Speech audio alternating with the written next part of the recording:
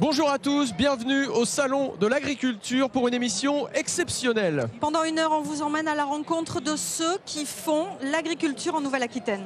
Des femmes, des hommes, des talents, c'est le slogan de ce Salon de l'Agriculture. Et la Nouvelle-Aquitaine n'en manque pas des talents, c'est la plus grande région agricole de France.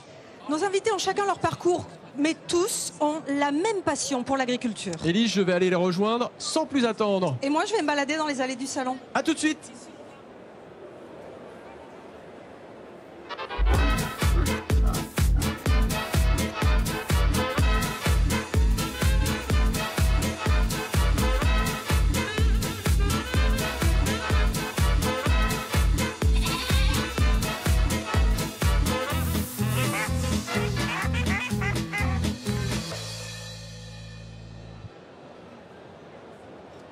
Et nous voici en plein cœur du pavillon des régions au Salon de l'Agriculture avec nos invités venus de toute la Nouvelle-Aquitaine. On va passer une heure ensemble avec Amélie Osmond. Bonjour Amélie, vous êtes viticultrice dans le Bordelais à Bourg-sur-Gironde. On est ensemble avec Isabelle Lasternas. Bonjour Isabelle, éleveuse de limousine à Saint-Cyr en Champagne. Et votre époux Olivier Lasternas. Bonjour Olivier, éleveur donc. Avec vous, on est à la frontière entre Dordogne et Corrèze, à la limite entre les deux départements. Avec nous également Marie-Gabrielle Miosek. Bonjour. Vous êtes journaliste. Vous avez passé 18 ans au magazine La France agricole, qui est lu dans toutes les fermes de France ou pas loin. Vous êtes spécialiste des relations entre agriculture et société. Cette année, nous avons choisi de donner une large place aux femmes. Vous le verrez, vous représentez des territoires, vous représentez des savoir-faire. Mesdames, vous allez nous livrer votre regard sur l'agriculture en 2019. Mais avant cela, eh bien, on part faire un tour dans les allées du salon, rejoindre Élise Descartes. Élise, vous êtes notre tête chercheuse sur les stands et vous êtes, on le voit, en bonne compagnie.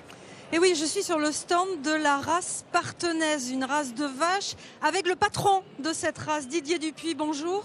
Bonjour. Alors, expliquez-nous un peu quelles sont les particularités de cette race partenaise. Mais tout à jour, bonjour, Didier Dupuis, président de l'organisme de sélection de la race partenaise. Donc la particularité de la race partenaise aujourd'hui, c'est une race à viande. Une race à viande de haute valeur génétique, c'est-à-dire une viande réputée, recherchée par nos bouchers, une viande de qualité avec un persillé à l'intérieur, pas de gras en surface, mais un gras à l'intérieur de la viande. Ce qu'on appelle un gras en persillé et qui donne sa valeur aujourd'hui. C'est une qualité irréprochable au niveau de la viande. C'est une race rustique qui est très développée ou qui a un cheptel assez limité? Race rustique, non, on ne peut pas la classer en race rustique. Aujourd'hui, les effectifs, c'est 50 000 vaches au niveau national. On a 21 500 vaches au niveau de la région Nouvelle-Aquitaine. Et après, le reste des effectifs sont dispatchés dans le Pays de Loire et quelques noyaux dans le Nord, la Bretagne. En fonction des espaces herbagés, parce que c'est une race qui aime bien l'herbe. Là, vous en parlez avec passion. Qu'est-ce que vous aimez dans ces vaches? Ben écoutez, la race partenaise, c'est une race emblématique des départements de la Deux-Sèvres, du Poitou-Charentes. Son berceau, c'est le Poitou-Charentes. Moi, je suis éleveur dans les Deux-Sèvres. Je fais partie de la 3e génération. Je viens d'installer un fils en 4e génération. Mon arrière-grand-père faisait de la partenaise. Mon père a fait de la partenaise. Moi, j'ai fait de la partenaise et mon fils est parti pour faire de la partenaise. C'est une histoire de famille, c'est une histoire d'hommes, de femmes, de famille, de territoire. Alors vous l'avez dit, les bouchers sont très friands de cette race partenaise très persillée avec beaucoup de goût. La prochaine fois, vous nous amènerez quand même quelques morceaux qu'on puisse les goûter? Il n'y a pas de problème. Ça, on peut déguster de la viande, ça, il n'y a pas de problème. Mais écoutez, aujourd'hui, si vous avez l'occasion d'aller dans une GMS ou une boucherie trad qui fait de la partenaise, surtout achetez un morceau de partenaise. Et là, vous vous rendrez compte quand même qu'il y a une qualité supérieure par rapport aux autres catégories de viande qui se produisent sur le terrain national. C'est pas pour critiquer les autres races, je suis pas là pour critiquer les autres races, mais la partenaise fait partie des grandes races allaitantes au niveau de la viande. Didier Dupuis, merci. Merci à vous. Voilà Louis, on vous rend l'antenne et puis on va essayer d'aller manger un petit peu d'osso irati là dans un petit moment. Merci Élise, à tout à l'heure. Et on a bien entendu la passion d'un éleveur, la passion d'un professionnel qui représente sa filière. L'élevage, c'est la filière reine finalement au Salon de l'Agriculture, on vient de le voir. Il faut aussi citer la blonde d'Aquitaine, la basadaise qui sont de notre région et bien sûr bien sûr, la Limousine, c'est la race emblématique. Je me tourne vers vous, Isabelle Lasternas et Olivier, éleveurs de Limousine à Saint-Cyr-en-Champagne, en Dordogne. Les éleveurs, ils se sentent ici chez eux? Oui, en effet, les éleveurs se sentent ici chez eux parce qu'ils représentent leur métier avant tout. Et leur savoir-faire, leur territoire, il y a une fierté, on le voit, on l'a entendu dans la bouche de ce représentant de la race de la Partenaise. Chacun a envie de montrer que sa race, finalement, eh ben, c'est pas la meilleure, mais en tout cas, elle vaut le détour. L'éleveur partenaire le faisait bien ressentir à l'instant. Je veux dire, les races, il y en a plusieurs. Chaque éleveur est fier de sa race. Personne n'est en concurrence, mais nous, aujourd'hui, de représenter la race Limousine, c'est à chaque fois, ça nous prend un peu, c'est nos tripes qui parlent, parce que on est tous un peu chauvins de ce qu'on fait, de ce qu'on produit. Et pour moi, aujourd'hui, c'est vrai que pour nous, la race Limousine, c'est notre fierté, c'est la meilleure. Aujourd'hui, la race Limousine, en effectif, c'est la deuxième race allaitante au niveau national. C'est 1 150 000 vaches, derrière la charolaise.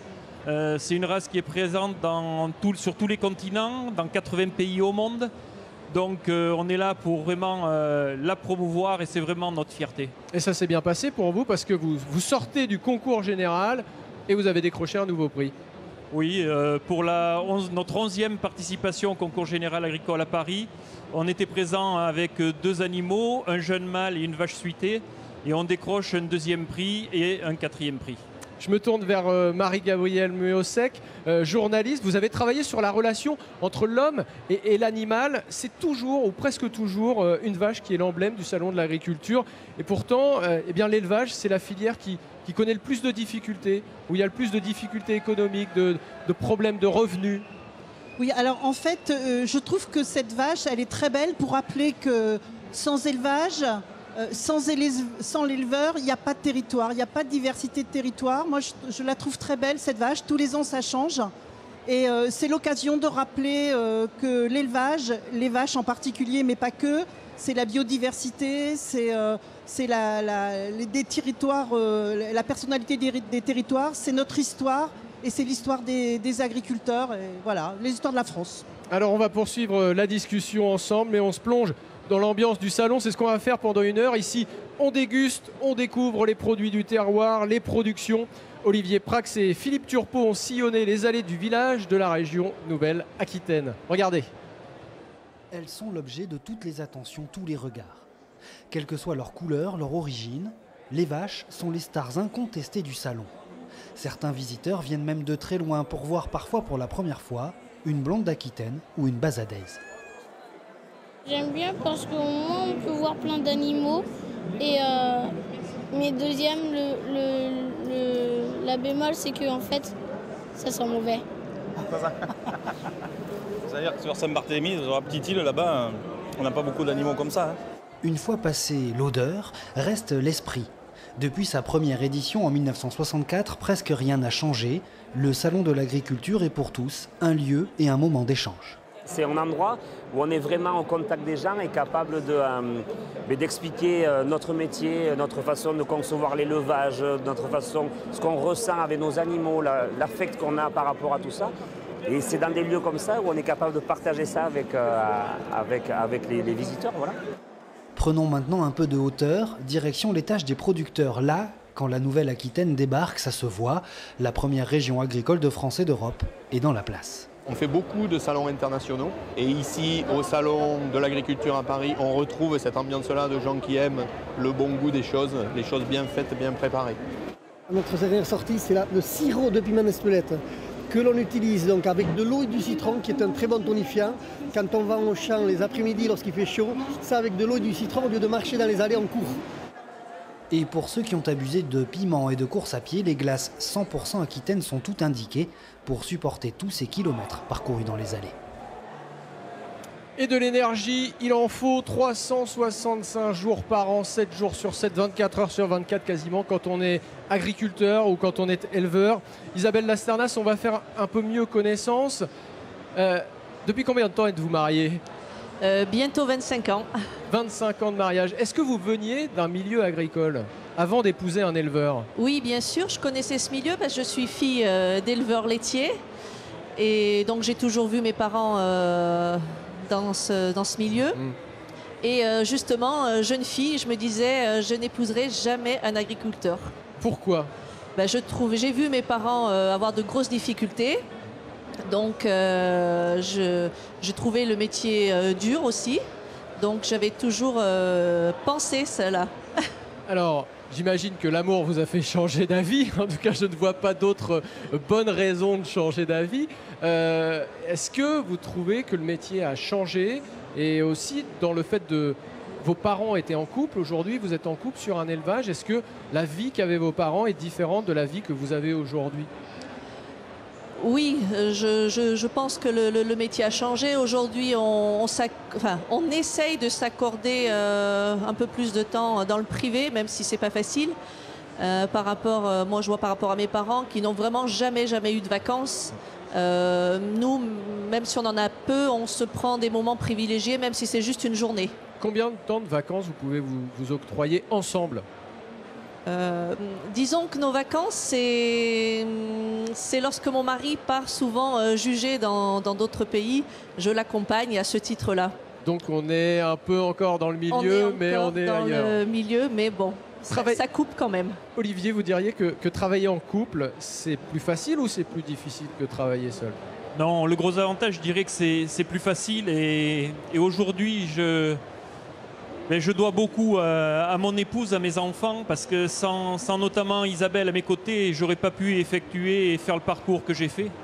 Alors c'est beaucoup de sacrifices parce qu'aujourd'hui on est installé donc en GAEC entre époux. Ça veut dire il faut qu'on sorte 2 salaires directement de notre structure. Donc, on va en parler de l'organisation. Structure d'élevage, donc c'est une complication supplémentaire. Mais derrière c'est tellement de plaisir, de satisfaction. On a 3 enfants. On avait notre fille du milieu qui est passionnée depuis son plus jeune âge, donc à ce titre, elle nous a toujours dit qu'elle souhaiterait s'installer, donc elle est sur un parcours agricole. Notre fille aînée, qui n'était pas du tout dans le métier, nous a annoncé très récemment, au mois de décembre, qu'elle souhaitait, elle va avoir 22 ans et qu'elle souhaitait revenir sur l'exploitation pour travailler avec nous. C'est le début d'une dynastie, là. Oui, et puis une autre grande surprise. Et derrière, en 6 mois, il faut qu'on s'organise, qu'on chamboule un peu tout. Pour permettre derrière de sortir un salaire supplémentaire. Amélie, je me tourne vers vous, viticultrice à Bourg-sur-Gironde. Oui. Vous aussi, vous travaillez avec votre conjoint, Victor, qui est votre mari. Vous diriez que c'est plus facile ou plus difficile de travailler ensemble quand on est aussi un couple? À partir du moment où on se connaît bien, c'est un avantage et c'est une force. Quand on est à 2, on affronte plus facilement les difficultés. Les joies, on les partage à 2 aussi. Ça fait du bien de se confier dans les bons comme dans les mauvais moments. Et quand on connaît les réactions de l'autre et qu'on sait à quoi s'attendre et que voilà, on apprend à vivre ensemble tous les jours à H24. Et franchement, c'est que du bonheur. Comment vous réagissez, Marie-Gabrielle, à ce que vous venez d'entendre? Je réagis quand j'entends dans ce que dit Madame. Je l'ai souvent entendu, ça. Je ne voulais pas être agricultrice ou paysanne et finalement je suis devenue. Il y a de plus en plus de femmes qui vont ailleurs et qui reviennent après dans l'exploitation et qui reviennent avec des projets, avec une force particulière. Après, travailler en couple, je ne sais pas si on peut développer là, mais travailler en couple, ça demande le même travail que lorsqu'on s'associe avec quelqu'un extérieur. Il faut vraiment que chacun dise son projet, ses envies. Il y a tout un travail à faire, souvent avec des accompagnements extérieurs, pour ne pas arriver à des situations parfois tendues. Bon, ça arrive dans les GAEC entre associés et ça arrive aussi parfois dans les couples. Donc il faut faire très attention, ça s'entretient. Ça s'entretient, c'est comme l'amour, c'est comme la terre, ça s'entretient. Tout à fait. On part rejoindre à nouveau notre tête chercheuse dans les allées du salon, Élise Descartes. Élise, vous êtes sur un stand au parfum de montagne. Alors voilà, je suis toujours dans le hall 1 au stand Osso Irati avec Jean-Michel Barex qui est le patron de cette AOC. Jean-Michel Barex, expliquez-nous un peu pour nos téléspectateurs qui ne sont pas des Pyrénées, c'est quoi l'Osso Irati? L'Osso Irati, c'est le signe de qualité qui a été mis en place il y a 40 ans des éleveurs se sont rassemblés et ont réfléchi comment pérenniser la pratique de cette transformation de lait en fromage pâte pressée. Et ils ont créé un syndicat de défense et ont obtenu l'appellation origine contrôlée Osso-Iraty, qui a évolué en 1996 en appellation d'origine protégée Osso-Iraty du Béarn et du Pays Basque. Fromage du Béarn et du Pays Basque. Alors, on le rappelle, c'est du fromage de brebis. Alors, on va le goûter, ce fromage, parce que quand même, c'est bien beau d'en parler. Il faut le goûter. Alors là, on a du fromage. Qu'est-ce qu'on goûte, là? Qu'est-ce qu'on goûte? Alors, il est parfumé, hein? Ce fromage de brebis, évidemment, c'est ce qu'on a donné à manger à nos brebis. C'est tout notre territoire qui se transmet dans le lait. Et ensuite, le lait bien travaillé, il ramène cette saveur. C'est ça, on a la saveur d'herbe, de réglisse, des choses comme ça. Oui, et puis le fromage, vous savez, il y a beaucoup de fromages. Chaque fromage est différent. Mais le nôtre, chacun aime bien le sien, bien sûr. Mais le nôtre, Osso-Iraty, c'est le rappel de ce territoire protégé, de ce territoire difficile de montagne, le Béarn, le Pays Basque, par cette pratique de confection de ce fromage, de ce fromage en montagne, par des hommes convaincus, des hommes fiers. Là, vous en êtes convaincus, on le voit, le fromage est très très bon. Et d'ailleurs, Louis, je pense qu'on va vous en ramener quand même, on ne va pas vous laisser comme ça, on va vous en ramener. Mais j'espère bien, on compte bien sur vous pour nous ramener un petit échantillon un peu de tout ce que vous allez pouvoir glaner sur les différents stands, de toutes les saveurs qu'on peut trouver ici au Salon de l'Agriculture. Et pas de bon fromage, vous le savez, sans élevage de qualité. On l'a entendu à l'instant, j'accueille celle qui représente l'excellence, on peut le dire, l'excellence de la formation agricole en Nouvelle-Aquitaine. C'est la meilleure jeune bergère de France. Bonjour Éponine Lelièvre, bonjour, merci d'avoir accepté notre invitation Éponine. Vous avez 20 ans, vous êtes élève au lycée agricole de Montmorillon dans la Vienne. Félicitations, parce que vous êtes donc la meilleure jeune bergère de France pendant un an. Il y avait quand même plus de 700 prétendants, plus de 700 participants. Et puis c'est vous qui avez gagné l'épreuve. C'était dur ce concours? Oui, il y avait beaucoup de stress. On était une quarantaine de participants et la plupart, la grande majorité des participants sont des fils d'éleveurs, donc ils ont toujours baigné dans le milieu. Moi, pas vous? Non, pas du tout. Mes parents ne sont pas éleveurs. Donc ça m'a mis une pression supplémentaire et je suis d'autant plus heureuse d'avoir réussi les Olympiades. Alors on va venir sur ce qui a suscité votre vocation, mais dites-nous d'abord, qu'est-ce qu'il a fallu faire pour remporter ce concours? C'est quoi les épreuves pour devenir la meilleure jeune bergère de France? Alors tout d'abord, il y a 2 épreuves théoriques. Donc un quiz de 15 questions sur l'actualité de la filière, des données techniques. Il y a aussi une reconnaissance de 10 races de brebis. Et donc ensuite, là, vous avez fait un sans faute? J'ai fait 3 fautes. Bon. C'était difficile quand même. Et ensuite, il y a des épreuves pratiques. Donc la génétique, donc savoir choisir un bon reproducteur. Il y a aussi une épreuve de taille d'onglon. Et oui, c'est la plus spectaculaire. Oui, voilà. Et il y a aussi une épreuve de tri avec les boucles électroniques des brebis. Il y a aussi une épreuve de manipulation qui est assez difficile. Donc il faut vraiment être polyvalent, Voilà. être bon dans tous les Il faut domaines. savoir un peu tout faire. Ouais. Et en plus, je dirais la pression parce que j'imagine que c'est pas forcément simple ici en plein cœur du Salon de l'Agriculture de participer à ce genre de concours. Vous l'avez dit, vous êtes originaire de la Nièvre, aucune racine agricole dans la famille. Vous avez toujours voulu travailler au grand air. Vos parents faisaient quel métier? Alors ma maman, elle est dans le milieu, elle est infirmière. Et mon papa, il est plombier chauffagiste. D'accord. Voilà. Et quelle est la réaction de parents quand leur jeune fille de 20 ans leur dit, ou j'imagine que vous n'aviez un peu moins de 20 ans, leur dit moi je vais aller travailler à l'extérieur, dans le monde agricole et avec les moutons? Eh ben, je pense qu'ils sont très fiers et ils m'encouragent beaucoup. Ils ne vous ont pas mis en garde, ils vous ont pas dit trouve un métier peut-être plus simple, moins difficile physiquement, plus rémunérateur? Non, jamais. Jamais? Ils m'ont toujours encouragé, oui. Et du coup, est-ce que vous avez douté à un moment? Vous vous êtes dit, bon, je vais aller voir, mais je garde quand même la possibilité de changer de filière. Non, vous saviez que c'était... Non, au contraire, j'ai toujours été confortée dans ce choix-là et ça m'a toujours beaucoup plu. Comment s'est faite la rencontre avec les moutons? Alors avec les moutons, c'est quand je suis arrivée en lycée agricole, j'ai voulu faire les Olympiades et c'est là que je suis tombée amoureuse des moutons. Alors on va saluer aussi, tiens, au passage, Kevin Sicard, il est originaire d'Anché.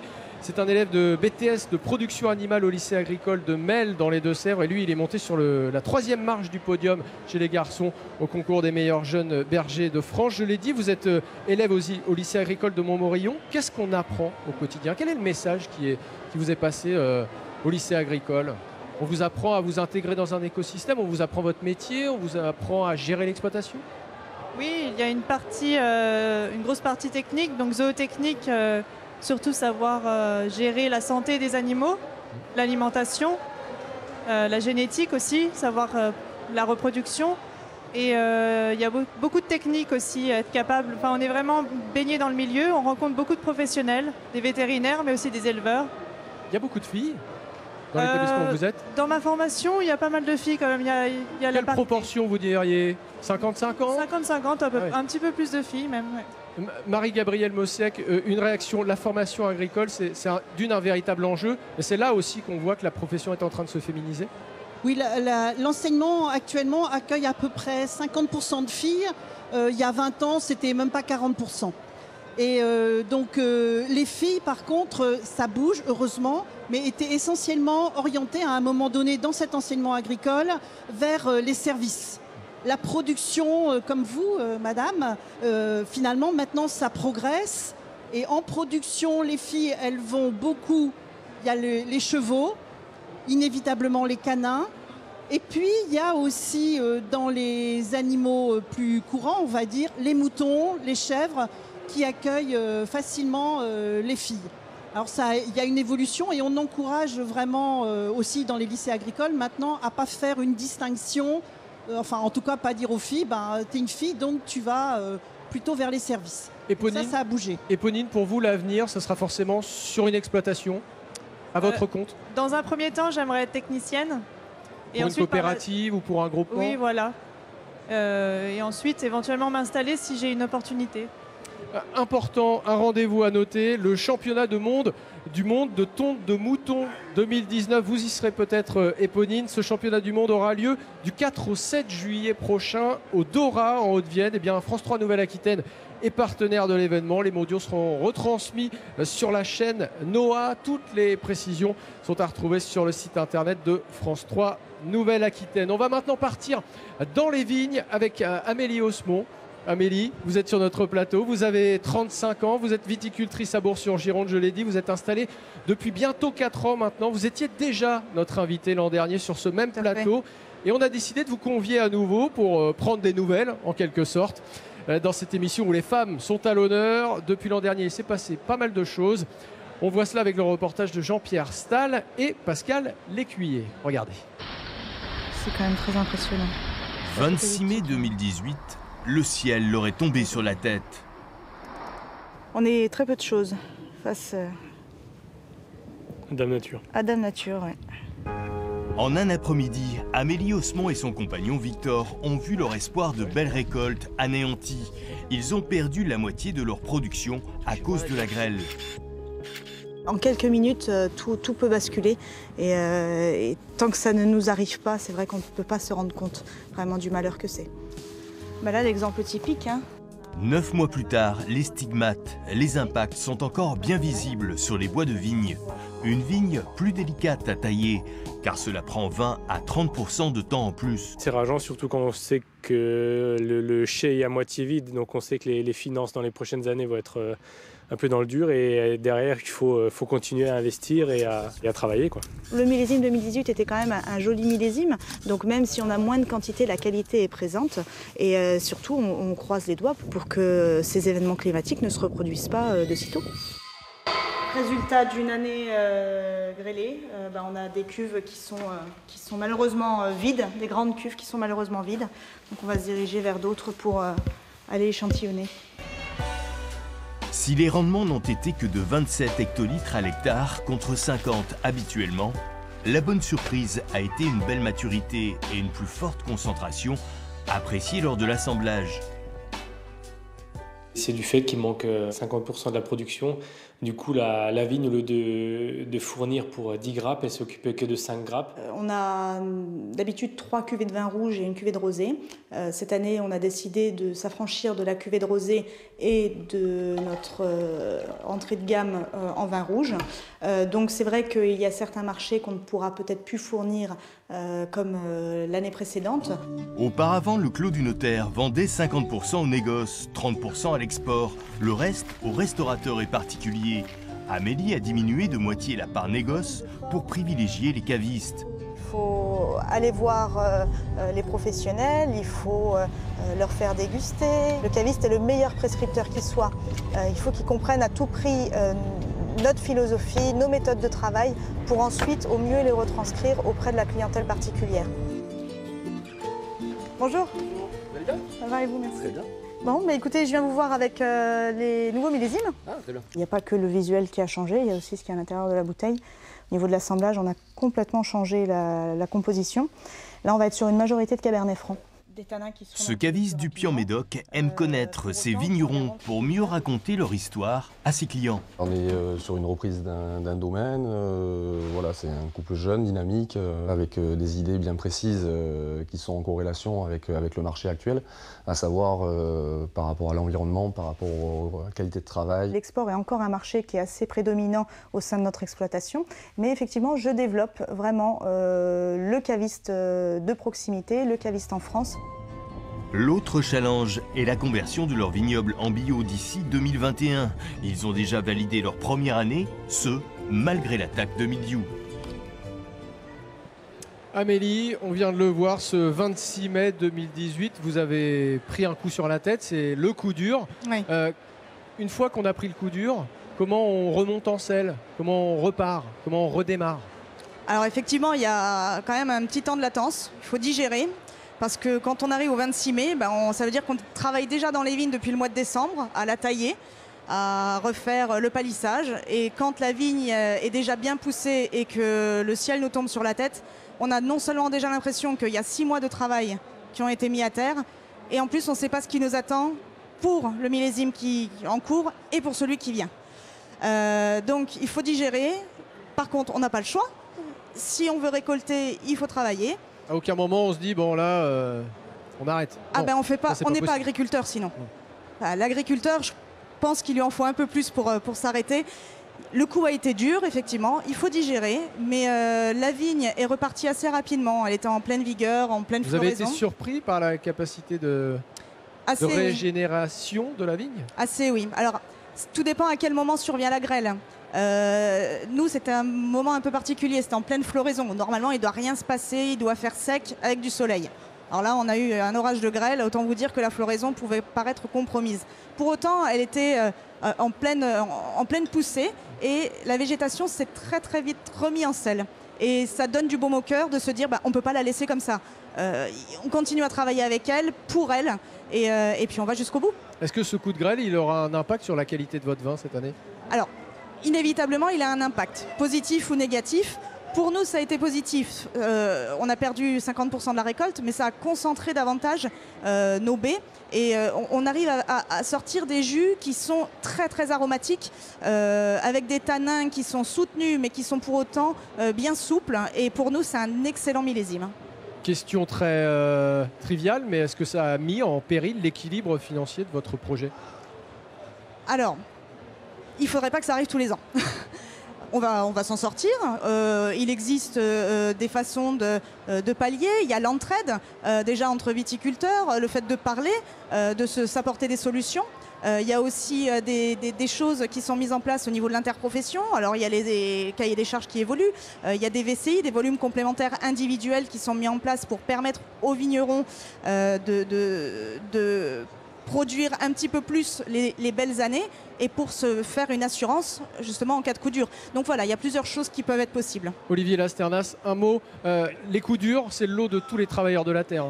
Oui, bien sûr. Et on puis, se met dans la main de la nature. C'est dans les mains de la nature et qui plus est, je veux dire, dans notre métier d'éleveur, je veux dire, on travaille avec du vivant. Donc on est à même d'avoir le pimpin à n'importe quel moment.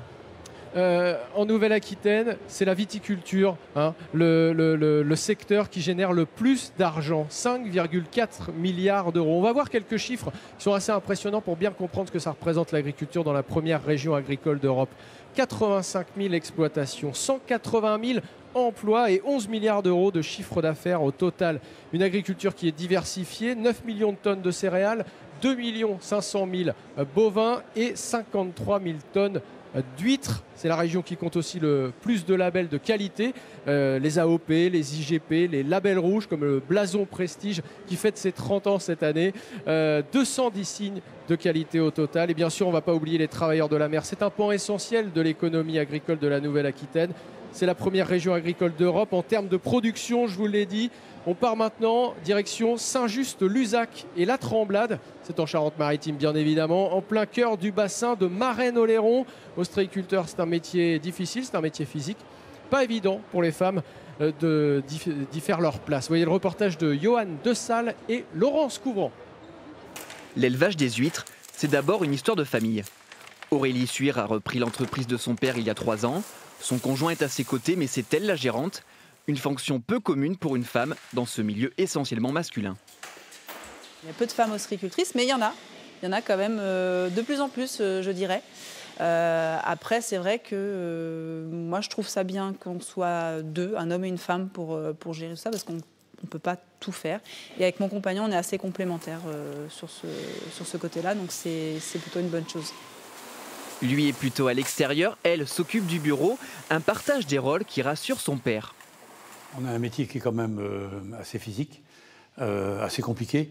Le rapport avec la mer est parfois dur, donc c'est plus une partie masculine, la mer. Par contre, tout ce qui est établissement, une femme était très capable de le faire, il n'y a pas de problème.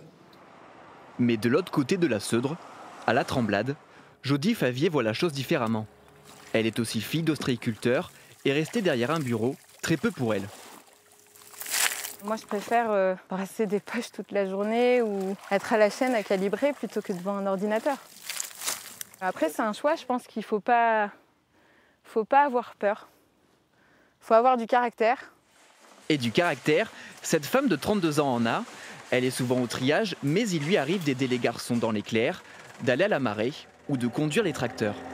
Généralement, c'est plus les hommes, mais depuis que je suis arrivée dans l'entreprise, ça a un petit peu évolué et du coup maintenant, on s'y est mise un petit peu toutes. Jodie est satisfaite de voir le métier évoluer. Elle souhaite d'ailleurs reprendre l'entreprise avec sa sœur. Ce serait la 5e génération d'ostréiculteurs dans la famille, la première portée par des femmes. 2 beaux exemples d'ostréicultrices, Aurélie Suire et Jodie Favier. Si vous venez de nous rejoindre, eh bien soyez les bienvenus. On est au Salon de l'Agriculture pendant 1 heure avec Amélie, une jeune viticultrice de Gironde, Isabelle et Olivier, un couple d'éleveurs de Dordogne, Éponine, une jeune bergère qui fait ses études dans la Vienne, et Marie-Gabrielle Miosec, journaliste spécialiste des questions agricoles. Leur point commun, l'amour de leur métier, ils nous le font partager ce matin. On reste dans l'univers conquilicole. Et on retrouve Élise Descartes au milieu des gourmands. Élise, vous êtes au milieu des huîtres? Alors, je suis passée au stand au hall 3. Je suis au milieu des huîtres d'Arcachon, une région chère à mon cœur, avec Christine Badetz. Bonjour Christine. Bonjour. Alors, expliquez-moi, vous êtes ostréicultrice? Je suis ostréicultrice sur le bassin d'Arcachon depuis 6 générations. Là, pourquoi ce métier? C'est un choix de vie, c'est-à-dire que quand mes parents ont eu des problèmes financiers, j'ai quitté mon métier d'infirmière et je suis devenue ostréicultrice, comme mon frère qui a fait l'école à La Rochelle et qui a toujours sa dégustation d'huîtres papillons au port de la Rosse. Nous avons le restaurant Les Pavois, le restaurant Les Viviers et toujours l'ostréiculture. Et moi, je me suis spécialisée dans les foires et salons, et pas ni dans la distribution dans les magasins ou dans les marchés. Je ne fais que des salons. Là, qu'est-ce qu'elles ont de particulier, les huîtres que vous produisez sur le bassin d'Arcachon? Les Romains disaient que les huîtres d'Arcachon avaient un goût de noisette. Donc ça doit être vrai, puisqu'on a toujours une très bonne réputation. Et puis on a des eaux et maintenant des terroirs qui sont différents. Il y a des terroirs à Arguin, il y a des terroirs au Ferret, il y a des terroirs à la Réus, au bord nord ou au bord sud. Donc les huîtres sont différentes, tout en étant les mêmes. C'est-à-dire qu'elles sont extraordinaires, elles sont toujours très goûteuses, pas trop grasses, comme moi, bien en chair, mais suivant les saisons, et surtout on a des eaux extraordinaires, très limpides, très pures. Et là, je ne vais pas manger avec des rillettes ou avec une petite saucisse grillée, mais c'est ce que l'on fait sur le bassin d'Arcachon quand on veut manger ces huîtres. Alors là, justement, vous nous en avez ouvert. Est-ce qu'on peut les goûter? Alors elles viennent allez, on va les goûter. Vous voulez un peu de citron? Non, ça va aller. Ça va aller. Vous la croquez quand vous la mangez, parce que ça croque sous la dent. Quand vous avez le pied de l'huître, c'est un petit peu comme la coquille Saint-Jacques. C'est très goûteux, le pied de l'huître. C'est très croquant. Et donc l'huître, ça se croque. Ça se gobe, mais ça se croque surtout. On voit que vous êtes amoureuse de vos huîtres, que c'est vraiment une passion. Alors voilà, Louis, là, alors je sais pas si je vais pas rester pour toutes les manger et pas vous en garder parce que vraiment elles sont trop bonnes. Vous savez qu'elles sont aphrodisiaques, ne donnez pas trop c'est aphrodisiaque. À vos techniciens, parce qu'après ils ne pourraient plus tenir la distance. En tout cas, vous allez nous en ramener parce que je vais vous faire un compliment. Vous avez fait un très joli gobage d'huîtres en direct à la télévision et c'est pas quelque chose de facile. Je vous félicite, Élise, et je vous dis à tout à l'heure. On vous retrouve dans pas longtemps. On vient de le voir, depuis le début de l'émission, on offre une large place aux femmes. Je voulais qu'on parle ensemble, Marie-Gabrielle Miossec, de la place des femmes aujourd'hui dans l'agriculture. En 15 ans, je crois que la progression des femmes a été constante. On est passé de 15% de femmes exploitantes à près de 30%. Ça veut dire qu'il y a une femme sur au moins une exploitation sur 3, qui tient une exploitation sur 3. Quel regard vous portez sur la place des femmes aujourd'hui? Est-ce qu'elles ont vraiment acquis une place pleine et entière ou est-ce qu'il y a encore du chemin à faire? Alors effectivement, on arrive à quand même pratiquement un plateau maintenant sur le nombre de chefs d'exploitation femmes parce qu'il y a de moins en moins d'agriculteurs, donc aussi de moins en moins d'agricultrices. Les exploitations grandissent, mais bon, globalement, on se situe entre un quart et un tiers. Voilà. Il y a évidemment des évolutions absolument à faire. Côté statut juridique, on a tout ce qu'il faut maintenant. Le congé de maternité vient d'être amélioré. Par contre, les agricultrices qui ont un statut de conjointe d'exploitation, il faut vraiment évoluer. Enfin, je leur conseille 100 fois d'évoluer vers un statut complet parce que si jamais, hélas, il y a divorce, si jamais elles se retrouvent veuves, ou bien le jour où elles seront à la retraite, elles trouveront gré d'avoir adopté un statut complet. Donc, Isabelle, les statuts complets. Quel statut avez-vous dans l'exploitation? Donc, moi aujourd'hui, je suis associée à 50% avec mon époux. Donc, un statut d'égalité. Complètement. Donc, c'est concrètement une avancée. C'est vraiment à encourager. Ce qu'il faut savoir, c'est qu'aujourd'hui encore, il y a une réserve d'agricultrices qui simplement prennent le relais de leur mari au moment de la retraite. Donc voilà. Mais les jeunes qui s'installent aujourd'hui, en général, c'est différent. Elles sont formées, elles ont des projets comme Mademoiselle. Oui, c'est ce que j'allais dire. Voilà. On le voit avec Éponine, un jeune sur deux qui s'installe ne vient pas du milieu agricole. Oui. Donc c'est aussi des jeunes qui arrivent avec pas forcément les réflexes ou l'atavisme ou en tout cas les traditions qu'il pouvait y avoir dans les familles où on se transmettait de père en fils ou en fille parfois les exploitations. En fait, c'est du sang neuf finalement. Oui, et tout ça, ça s'enrichit parce que généralement, y compris les filles qui sont originaires du milieu, elles ont fait autre chose avant et elles reviennent. Il faut savoir que les filles sont plutôt plus formées que les garçons, mais pas forcément dans l'agriculture. Donc elles ont des diplômes souvent... Est-ce qu'il reste encore des secteurs difficilement accessibles? Vous avez dit dans le secteur de la production, dans l'élevage. Est-ce que par exemple chez les céréaliers, je ne sais pas, je cherche un exemple, mais voilà, est-ce qu'il reste encore des secteurs où c'est très très masculin et ça risque de le rester pendant longtemps? Il y a des secteurs très masculins, la viande bovine, je suis désolée. La viande bovine, les céréales restent des secteurs à 14%, je crois, enfin je n'ai pas les chiffres en tête, mais... Vraiment, le secteur laitier, il y a beaucoup de femmes. Le secteur des moutons, il y a beaucoup de femmes. Mais il reste des secteurs un petit peu moins accessibles. Mais c'est pareil, ça évolue. Parce que dans les très grandes fermes, on trouve des femmes. C'est dans les fermes moyennes qu'il y en a moins.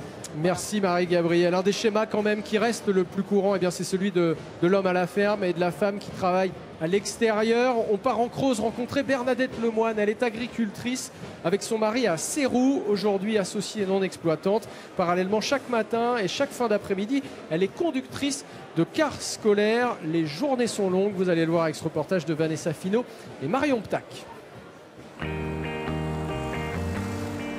Du lundi au vendredi, de 7 à 9 h chaque matin, Bernadette sillonne à bord de son car scolaire les petites routes de la Creuse, entre Grandbourg, Bénévent-l'Abbaye et Mourioux.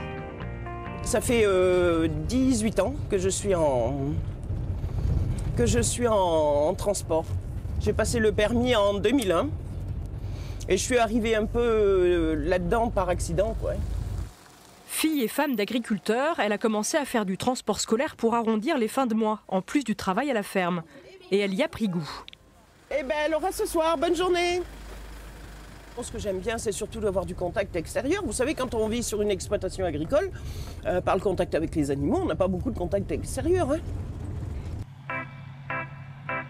Après avoir déposé tous les enfants à l'école, Bernadette troque son car contre son tracteur. Même si aujourd'hui, son travail à la ferme consiste surtout à faire de l'administratif, elle aide encore son mari dans les tâches quotidiennes auprès de leurs 140 bêtes. Il faut répartir son travail.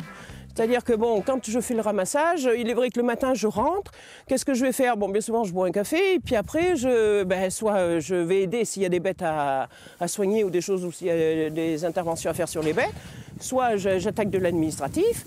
Après, bon, on mange, et puis en début d'après-midi, bien souvent, je commence pas trop de travail, parce que si je commence quelque chose, après 16 h est vite arrivé. Alors il faut penser qu'il faut repartir.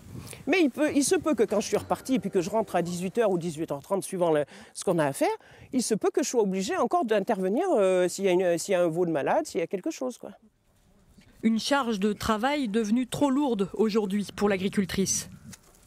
Pourquoi? Parce que vous savez, quand on n'est pas rémunéré de son travail, c'est pas intéressant. Pas rémunéré de votre travail, vous arrivez à la retraite, vous n'êtes pas rémunéré non plus. Alors après, il faut dire stop, quoi. La ferme rapporte au couple 600 € de revenus nets à la fin du mois. Alors, à l'approche de la retraite pour Michel, ils ont décidé de lever le pied. Bernadette espère trouver un travail plus rémunérateur, augmenter ses heures de transport scolaire ou trouver autre chose. S'il faut repartir vers une reconversion professionnelle, eh ben, on repartira vers ça. C'est-à-dire que moi, c'est que 64 ans la retraite, donc j'ai encore presque 10-11 ans, quoi. C'est pas demain, hein. Et en attendant, Bernadette continuera à mener de front ses deux métiers, à prendre soin de ses vaches et de ses écoliers. Des journées longues, je vous le disais. Dans ce reportage, on vient de voir plusieurs questions importantes. La question de la rémunération et puis la question de l'approche de la retraite, la transmission des exploitations et le renouvellement générationnel. Question de renouvellement générationnel, voyez ce chiffre. L'âge moyen des exploitants, eh bien, il est situé autour de la cinquantaine, entre 47 et 49 ans. Marie-Gabrielle Miosec, le premier défi, c'est peut-être celui-là, de renouveler les générations dans le monde agricole. Au milieu de beaucoup d'autres défis, mais... Oui, c'est un défi énorme parce que les investissements, je le disais tout à l'heure, les fermes ont grandi, se sont équipées. Les fermes qui restent sont vraiment de très beaux outils, mais c'est aussi des outils très chers. Donc c'est aussi ce qui explique parfois la difficulté des femmes à reprendre certaines fermes. Elles reprennent plutôt des plus petites fermes. Les banquiers sont plus frileux avec elles, donc ça c'est par rapport aux femmes. Mais globalement, effectivement, la transmission là devient un gros problème pour trouver le financement de ces beaux outils. Vous parliez des banques. Aujourd'hui, Éponine, si vous devez vous installer, est-ce que vous pensez qu'un banquier va vous prêter de l'argent? Sachant que vous ne venez pas du milieu agricole, c'est un risque que vous prenez concrètement. Oui, après, je ne me suis pas encore trop renseignée. Je pense que déjà c'est important de travailler déjà à l'extérieur, mettre de côté pour pouvoir autofinancer au maximum et ensuite avoir un projet qui tient debout. Donc tout calculer, calculer ce qu'on va produire, faire une planification et... Vous Olivier, cette question de la transmission, et Olivier et Isabelle, elle est quasiment réglée, mais c'est clair que pour vos filles, c'est beaucoup plus facile que pour quelqu'un qui vient de l'extérieur. Oui, alors je suis pas sûr que ça devienne ça soit plus facile parce que fait, l'investissement est aussi notamment proportionnel. sur la viande bovine, sur des cycles de production qui sont très longs et qui demandent des capitaux importants. Mais derrière ça, au travers des formes sociétaires, au travers de beaucoup de choses, on peut arriver à trouver des solutions. Et après, on a la chance, on assurera une transmission au niveau d'une famille. Donc, je veux dire, ça fait des concessions, on en a fait beaucoup. À titre personnel, en tant que parent, on sera prêt à en faire si derrière nos enfants reprennent le flambeau. On ne cherchera pas à partir, voilà, on facilitera la transmission. J'imagine. Isabelle, vous, est-ce que vous avez l'anxiété de la maman qui se dit bon, mes filles vont mettre le pied dans le métier dont moi je voulais pas mettre le pied dedans? Oui, en effet, c'est souvent que je dis à ma fille, la seconde, qui elle est passionnée depuis qu'elle est née, je lui dis réfléchis bien, c'est régulier même que je lui le dise, mais je la motive quand même dans le sens où je sais qu'elle sera heureuse dans ce métier-là. Mais vous espérez qu'elle va épouser un éleveur ou vous espérez qu'elle va épouser un banquier, un fonctionnaire, un médecin, enfin voilà, quelqu'un qui ne soit pas dans la profession? Non, l'avenir le dira.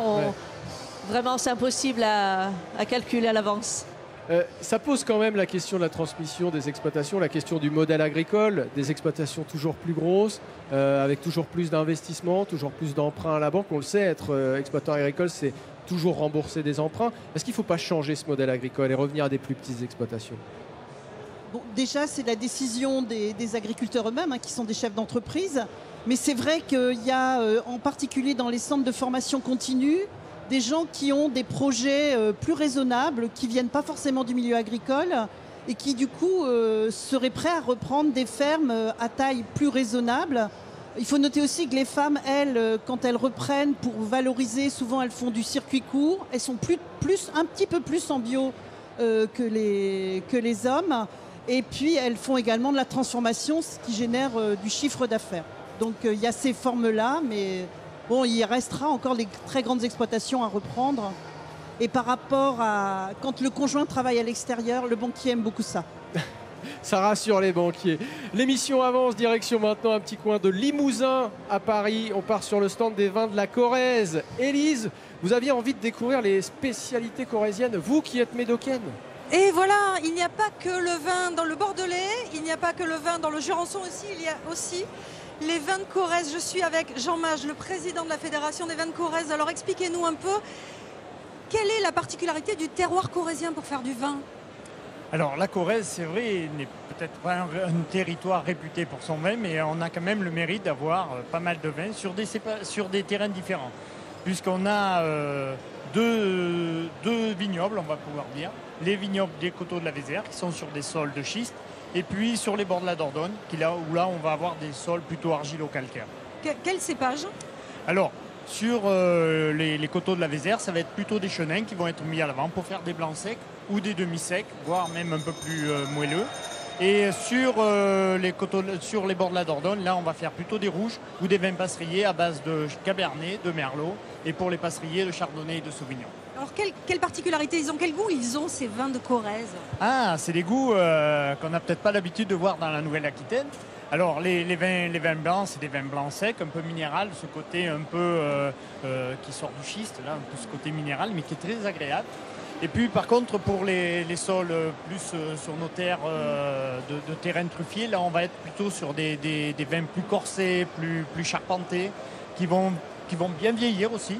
Et puis pour tout ce qui est vin passerillier, là on va être plutôt sur le sucre, sur le miel, sur les fruits rouges confits, etc. Alors là, vous nous en avez ouvert un peu.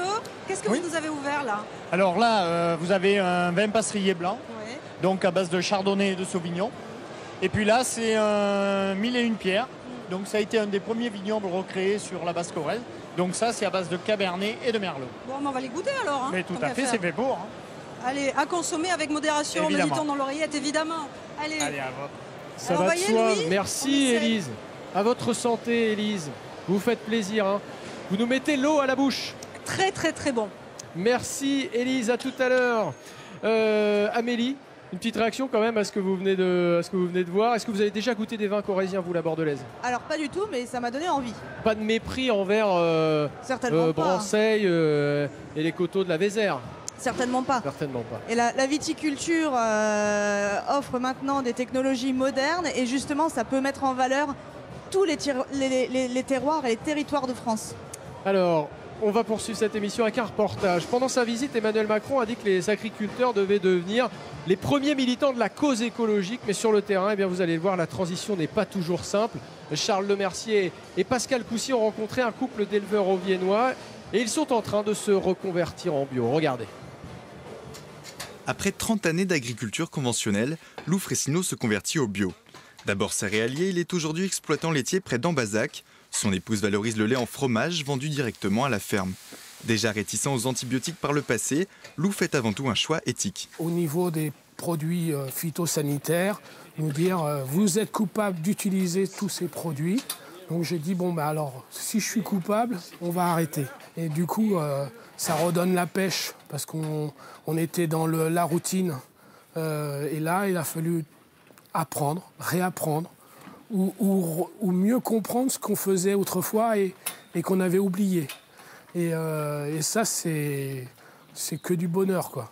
Sur la méthode, le paysan qui cherche à être autosuffisant alterne les cultures d'une année à l'autre. Les sols et les aliments donnés à ces 18 vaches doivent être bio.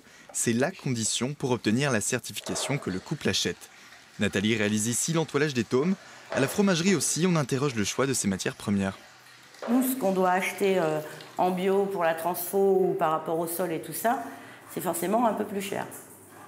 Donc il faut s'y retrouver derrière. Donc il faut s'y retrouver derrière. Il faut avoir un bon équilibre. Voilà. Il ne faut pas que ce soit non plus le consommateur forcément qui paye pour ça. La conversion à l'agriculture biologique va leur permettre de mieux s'en sortir financièrement. Le couple l'assure, sans les aides européennes, l'exploitation ne serait déjà plus debout. Mais les subventions bio arrivent avec du retard. Ce qui est embêtant, c'est d'être obligé de pleurnicher quand on vient vous dire vous avez droit à ci, vous avez droit à ça, n'hésitez pas à demander. Et qu'au final, ça prend du retard et que ce qu'on vous a proposé, vous l'attendez encore la plupart du temps. Un retard de paiement qui met en péril une partie des 35 000 exploitants bio de France. 3 d'entre eux viennent d'attaquer en justice l'agence de versement de l'État. Comme quoi, ce n'est pas toujours la faute de l'Europe. Voilà, lors de sa venue au Salon de l'Agriculture, le président de la région Nouvelle-Aquitaine, Alain Rousset, a déclaré que la région devait devenir le leader européen de l'agroécologie. Olivier Lasternache, je me tourne vers vous. Est-ce que ces conversions bio, est-ce que Emmanuel Macron qui parle d'un vignoble sans glyphosate, l'agroécologie, tout ça pour vous, c'est crédible aujourd'hui comme objectif à fixer aux agriculteurs, aux éleveurs ? Oui, mais ce que je pense avant tout, c'est qu'il ne faut pas opposer les systèmes. On a besoin de tout. Aujourd'hui, on est capable, au niveau écologique, agroécologie, de travailler en bio. On va en être la preuve vivante puisqu'on est en transition depuis la fin de l'année dernière. Mais avant tout, ce qu'il faut, c'est ne pas opposer les systèmes. Amélie, même question. Emmanuel Macron qui parle d'un vignoble sans glyphosate, c'est crédible ? Mais tout est possible à partir du moment où on a envie et où on a les moyens de le faire. Parce que ce qui est le plus compliqué, c'est pas d'avoir envie, c'est d'avoir les moyens, l'opportunité de le faire. Et effectivement, il faut accompagner les agriculteurs, les viticulteurs, leur expliquer et voilà, apporter. Ça nous coûte en fait, si vous voulez, de passer en agriculture biologique, ça nous coûte beaucoup d'argent. Donc pour qu'une transition soit réussie, il suffit qu'on nous accompagne. Et il faut aussi faire beaucoup de pédagogie. C'est ce qui se fait aussi au Salon de l'Agriculture à Marie-Gabrielle Miossec. C'est qu'un visiteur sur 2 ici repart en disant qu'il a appris quelque chose. Donc la pédagogie autour du milieu agricole et des conversions, des modes de production, c'est ici aussi qu'elle se fait. Oui, tout à fait. Le Salon de l'Agriculture a complètement sa place. Et si je reviens sur les derniers travaux que j'ai faits par rapport à la viande, je trouve que c'est important et capital de montrer vraiment que tout cet élevage doit absolument exister et continuer à perdurer dans nos herbages. Voilà. Merci beaucoup. Élise, vous nous avez rejoint. Oui. Vous avez quitté les allées du salon, vous avez retrouvé notre plateau. Ça va ? Pas trop repu, vous avez suffisamment mangé. J'ai bien mangé, j'ai bien bu, tout va bien. Bon, très bien. Et vous êtes venu avec des copains à vous, Élise ? Alors, je suis avec le groupe La Bistadenas, qui veut dire à vue de nez, en gros. Michael, Jeanne et Adrien, ils sont chanteurs pyrénéens. Et comme vous le voyez, ils sont plutôt jeunes. Alors, expliquez-nous un peu, Michael, pourquoi, quand on est jeune, on chante des chants traditionnels pyrénéens ? Car on va faire nos grands-pères, nos pères, enfin la famille, les femmes aussi qui chantent chez nous. Et quand on est tout petit, qu'on est baigné et imprégné de cette culture, on a tout simplement envie de la transmettre. Parce que justement, c'est des chants qui rythment la vie dans les Pyrénées traditionnellement. Exactement, que ce soit un dimanche après-midi en 3e mi-temps après un match de rugby, que ce soit dans un repas de famille qui finit à 16h, que ce soit n'importe où, dès qu'on peut on chante. Bon, on va vous laisser chanter alors. Hein. Allez, on vous écoute, c'est à vous. Marcher du soir au matin, compter les bêtes à Fabien, se nourrir d'un peu de pain et de raisin, faire courir les isards, jeter le bâton au chien, à la tombée de la pluie, dormir en paix. Sur les sentiers des Modanes, de Riomage et de l'Aurore, j'ai appris le beau métier de berger en vallée d'or. Dès le lever du soleil, sur les neiges de novembre. Juste le temps pour moi de remercier tout le monde. Merci à vous, on a partagé votre passion du métier, des animaux, du travail de la terre. Merci aux équipes de France Télévisions ici au salon. Merci à François Privat, Marianne Pinault et Nadia Adel qui m'ont aidé à préparer cette émission. Bonne fin de salon, excellente journée sur France 3, on termine en musique. Sur les saintes et les modanes, des hommages de l'aurore, j'ai appris le beau métier de berger en vallée d'or. Dès le lever du soleil sur les neiges de novembre, m'a montré comment t'aimer aux Pyrénées. Faire la fête à Cadéa et la retraite à Guchamp, le bal des bergers au printemps à Soula. Boire un verre à Tramezaille et chanter entre copains, décorer, chercher sa belle au clair matin. Sur les saintes et les modanes, de Riomage et de l'Aurore, j'ai appris le bon métier de berger en vallée d'or.